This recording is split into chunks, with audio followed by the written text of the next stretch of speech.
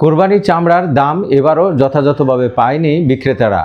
মসজিদ, মাদ্রাসা, এতিমখানাগুলো যে চামড়া সংরক্ষণ করে থাকে তাদেরকেও কম দামে চামড়া বিক্রি করতে হয়েছে। এছাড়া ঢাকার বাইরে চামড়া নিয়ে চলছে একটি নৈরাজ্য। অনেককে চামড়া বিক্রি করতে না পেরে রাস্তায় ফেলে দিয়েছে বা বিভিন্ন জায়গায় ফেলে দিয়েছে।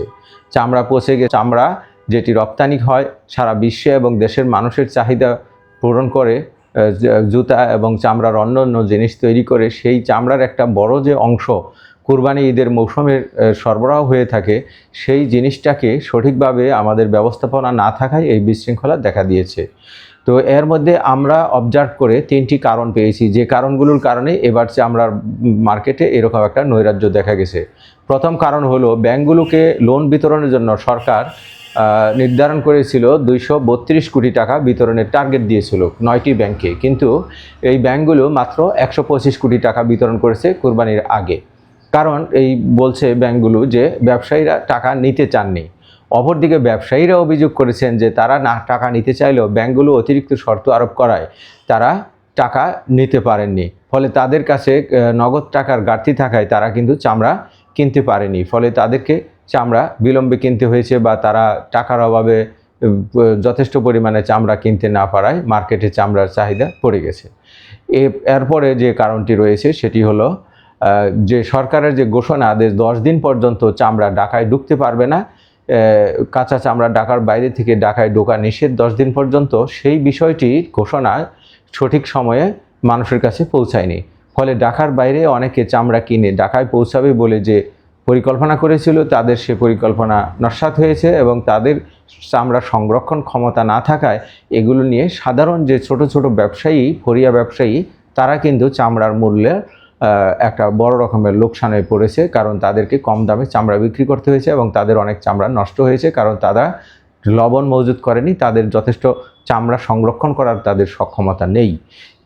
সরকারের ঘোষণাটা যদি সঠিক সময়ে সবার কাছে পৌঁছতো, তাহলে হয়তো এই ব্যবস্থা থেকে আরও সতর্কভাবে পদক্ষেপ নিলে এই বিষয়টিকে এড়ানো যেত। তৃতীয় যে কারণ সেটি হলো যে চামড়া ব্যবসার মধ্যে একটি দীর্ঘদিন যাবৎ একটি সিন্ডিকেট গড়ে উঠেছে। এই সিন্ডিকেট সবসময় চেষ্টা করে কম দামে চামড়া কেনার জন্য, যার কারণে তারা চামড়া ঈদের দিন বা ঈদের পরের দিন এই সময় তারা চামড়া কিনতে চান না। তাদের কাছে নগদ টাকা নেই, তাদের নানান লোকবল সংকট, তাদের সংরক্ষণাগার সেইভাবে প্রস্তুত নেই, অথবা তাদের মানে গোডাউনের জায়গা নেই, এইসব কথা বলে কিন্তু তারা এটা বিলম্ব করে চামড়া কেনেন। ফলে এর মধ্যে মধ্যস্বত্ব অনেক ব্যবসায়ী হাত ঘুরে পরবর্তীতে তারা চামড়া কেনে, এর মধ্যে একটি গ্রুপ কিন্তু ব্যবসা করে নেয়। আর তারা সময় মতো চামড়া না কেনায় চামড়ার দাম পড়ে যায়।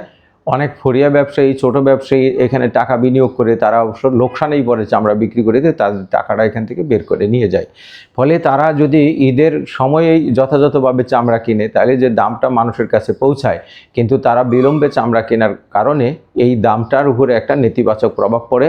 চামড়ার চাহিদা নাই, এই জন্য সবাই চামড়া কিনতে পারছে না বা চামড়া বিক্রি করতে পারছে না। চামড়া কোথায় নিয়ে বিক্রি করবে, এর উপর একটা হতাশা ব্যবসায়ীদের মধ্যে কাজ করে।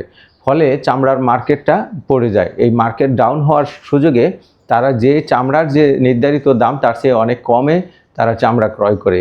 এর ফলে তাদের যে একটা বড় লাভ তারা করে এই কম দামে চামড়া কেনার মাধ্যমে। এটা প্রতি বছর বাংলাদেশে ট্যানারি অ্যাসোসিয়েশন সূত্র যে কথাটি বলছে যে ব্যবসায়ীদের মধ্যে 800 সদস্য রয়েছে। তাদের বাংলাদেশ ট্যানার অ্যাসোসিয়েশনের সদস্য সংখ্যা 800। এই 800 সদস্য ছাড়াও 1666 জন আড়তদার বা ট্যানার্স, ছোটো ছোটো ট্যানার্স রয়েছে ঢাকার সহ সারা দেশে, যারা চামড়া রপ্তানি করে, চামড়া প্রক্রিয়াজাত করে এবং চামড়া এগুলো পরে বড় যে ট্যানারি মালিকদের কাছে বিক্রি করে। তাদের মধ্যেও একটা সিন্ডিকেট গড়ে উঠেছে। তারা যেসব জায়গায় চামড়ার সরবরাহ বেশি হয় সেখান থেকে তারা সময় মতো চামড়া কিনতে চান না, আবার কিনলেও তারা বাকিতে কিনেন এবং দীর্ঘ সময় পরে তারা এই চামড়ার দাম পরিশোধ করে।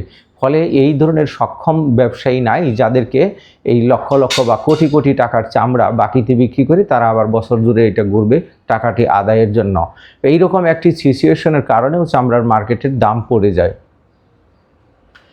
ফলে দেখা যাচ্ছে যে চামড়ার যারা বড় ব্যবসায়ী তারা সব সময় কম দামে চামড়া কেনার সুযোগটি গ্রহণ করে, কারণ তারা ব্যাংক থেকে সময়মতো লোন নেন না অথবা তারা সময়মতো চামড়া কিনতে চান না।